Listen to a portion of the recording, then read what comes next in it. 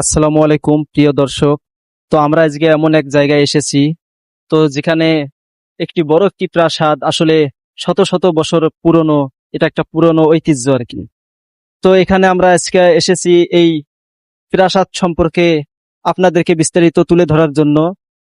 তো এখানকার কিছু স্থানীয় লোক এবং পণ্ডিত কাকার কাছ থেকে আমরা একটু জানার চেষ্টা করবো আসলে এই বিল্ডিং সম্পর্কে, এই প্রাসাদ সম্পর্কে।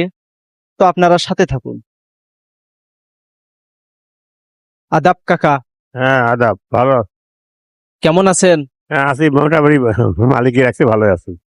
ভালো আছেন? আচ্ছা, আপনার বাসা কোনখানে? আমার এই যে রাজবাড়ির সাথে বাসা আমার। ও, এখানেই বাসা? হ্যাঁ, এখানে সাথে। ও আচ্ছা, এই এলাকার নাম কি? এটা হলো ধরণীবাড়ি, উলিপুর থানা, ধরণীবাড়ি ইউনিয়ন, 5 নং ওয়ার্ড। ও আচ্ছা। তো আমরা আসলে শুনে থাকি যে এই বাড়িটি আসলে শত শত বছরের পুরনো। হ্যাঁ, অন্তত 150-200 বছর হবে। আমরা দেখিনি এই বাড়ি কখন তৈরি হয়েছে, কিন্তু আইডিয়ারে বোঝা যায় 150-200 বছর হবে। তো আসলে এই বাড়িটা আসলে কাদের ছিল, মানে? এই বাড়িটা ছিল জমিদার বোধেন্দ্রনাল মুন্সি জমিদারের বাড়ি, হিন্দু বাড়ি। ইনি খাজনাপাতি, তখন তো গণতন্ত্র দেশ ছিল না, এক না একতন্ত্র দেশ ছিল। এখানে খাজনা মানুষ দিয়ে যেত জমি। ও, তো তাহলে এখন এই বিল্ডিংটি পুরোটাই মানে অকেজ হয়ে পড়ে আছে না? যে পড়ে আছে বিল্ডিংটা, মানে উপরে মানে ফাট ধরছে, সব রুমে জল পড়ে, পানি পড়ে। এই জন্য এখানে কোনো কাজ নাই, কোনো মানুষ থাকেও না।